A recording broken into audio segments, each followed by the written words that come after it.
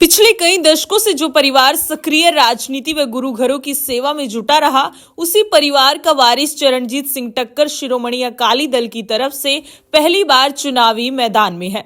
हरियाणा की राजनीति में सरदार करतार सिंह टक्कर किसी पहचान के मोहताज नहीं। धर्म व असूलों के लिए टक्कर सदा ही डटकर खड़े रहे। उसी परिवार से अब चरणजीत सिंह टक्कर अब हरियाणा सिख गुरुद्वारा मैनेजमेंट कमेटी के चुनाव में उतरे हैं, जिसके लिए उन्हें रेल का इंजन चुनाव निशान मिला है। चुनाव निशान मिलने के बाद टक्कर ने अपने जनसंपर्क अभियान को तेजी दी है। आज टक्कर अपने वार्ड 6 के अलग अलग इलाकों में पहुंचे और लोगों से वोट की अपील की। जनसंपर्क के दौरान उन्होंने अपील करते हुए कहा कि गुरु घरों की और अधिक सेवा करने का अवसर उन्हें मिल सके, इसलिए मतदान के दिन रेल के इंजन के सामने का बटन दबाकर उन्हें विजयी करें, ताकि वो भविष्य में भी ईमानदारी से अपना कर्तव्य निभाते रहें।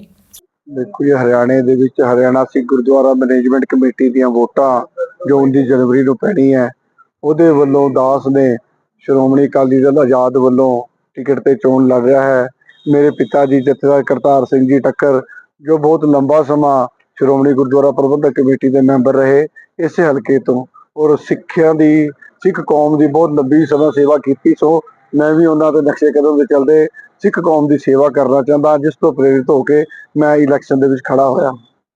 चोन निशान मिला है? चोन निशान साडा है जी रेल गड्डी का इंजन। सो मेरी अपील है संगत नूं, एक नंबर सब तो पहले अपनियां वोटां चैक करो। अगर किसी की वोट नहीं है, वोट बन रही है, उसनूं बनवाओ। अते आउण वाली 19 जनवरी नूं 4 नंबर बटन है, चोन निशान रेल गड्डी का इंजन, उस दबा के दास नूं कामयाबी बख्शनी। सो मैं सिख कौम की सेवा कर सका, इन्नी बेनती मेरी प्रवान करनी। वाहिगुरू जी का खालसा, वाहिगुरू जी की फतेह।